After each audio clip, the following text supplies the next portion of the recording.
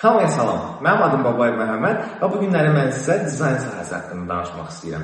Mən özümü artıq bir neçə ildir ki, bu sahədə sınayıram və deyə bilərəm ki, dizayn mənim üçün sadəcə iş deyil, həm də bir düşüncə tərzidir. İlk dəfə dizayna marağım tələbə vaxtlarından başladı. O zaman dostlarım məndən sosial şəbəkələr üçün sadə posterlər hazırlamağı xahiş edirdilər. Mən də pulsuz proqramlarla kiçik bannerlar hazırlayırdım. Həmin işlər çox primitiv idi. Amma bir şey diqqətimi çəkdi ki, insanlar mənim hazırladığım vizuallara baxanda onların özündə təbəssüm yaranırdı. Mən başa düşdüm ki, dizayn insanlara təsir göstərməyin bir formasıdır. Sonra özümə sual verdim. Bəs yaxşı, dizayn nədir? Çox tez anladım ki, dizayn yalnız rəngləri gözəl seçmək deyil.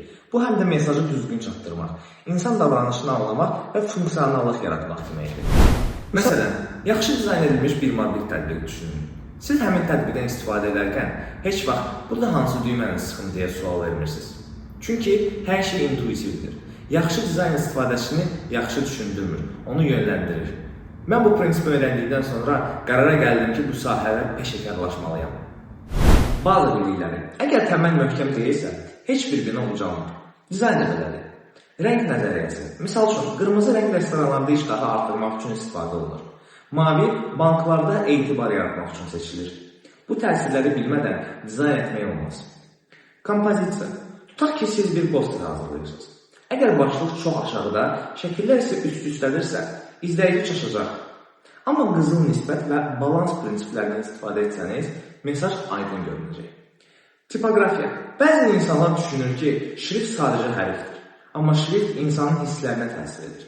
Eyni cümlədə Comic Sans ilə uşaq oyuncağı kimi görünür. Time News roman ilə isə rəsmi sənət kimi. Daha sonra ixtisasına gəlir. Biraz təcrübə qazandıqdan sonra hər kəs öz istiqamətini seçir. UI/UX dizayn. Burada məqsəd istifadəçinin rahatlığıdır. Bir dəfə mən sənə görünən bir tətbiq interfeysi hazırlamışdım. Amma test zamanı gördüm ki, insanlar qeydiyyat düyməsini tapa bilmir. O an anladım ki, gözəl görünmək kifayət deyil. Hər şey funksional olmalıdır. Qrafik dizayn. Bu sahədə əsas kreativliyidir. Logo hazırlayanda məqsəddə sadəcə gözəl görünmək deyil, həm də markanın ruhunu çatdırmaqdır. Məsələn, Nike logosu çox sadədir, amma hər kəs onu tanır. Bunları Behance və ya Dribbble kimi platformalarda paylaşır. Mən özüm ilk sifarişlərimi məhz belə aldım. Bugün dizayn öyrənmək üçün yüzlərlə imkan var. Mənim tövsiyələrim bunlardır. Coursera. Google UX Design sertifikati çox populardır. Mənim tanıdığım bir nəfər bu kursu bitirdi və bir neçə ay böyük şirkətdə iş tapdı. Udemy. Burada konkret proqramlara həsr olunmuş dərslər var. Misal üçün, Figma for Beginners. Mən bu tip kurslardan çox şey öyrənmişəm. Skillshare. Daha kreativ dərslər var. İllüstrasiya, rəng palitrası seçimi, branding. Bəzi məşhur dizaynerlər öz sirlərini bölüşürlər.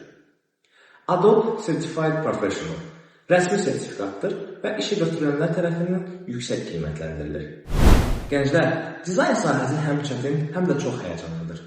Burada rəqabət böyüdür, amma imkanlar da sonsuzdur. Mənim ən böyük məsləhətim tənbəllik eləməyin və hər gün kiçik də olsa bir şey yaradın. Bir gün logo, bir gün poster, bir gün sadə ikon, fərq etməyin.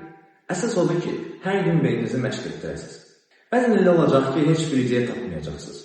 Mənim də belə günlərim olub. Amma öyrəndim ki, ilham oturub gözləməklə gəlmir. İlham işləyərkən gəlir. Hətta sadə bir eskiz belə beyninizin açır və yeni fikirlər doğurur. Yeni başlayanlara konkret məsləhətlərim bunlardır. Səhvdən qorxmayın. Mənim ilk işlərim çox zəif idi, amma hər rəy məni inkişaf etdirirdi. Başqalarının işlərini analiz edin.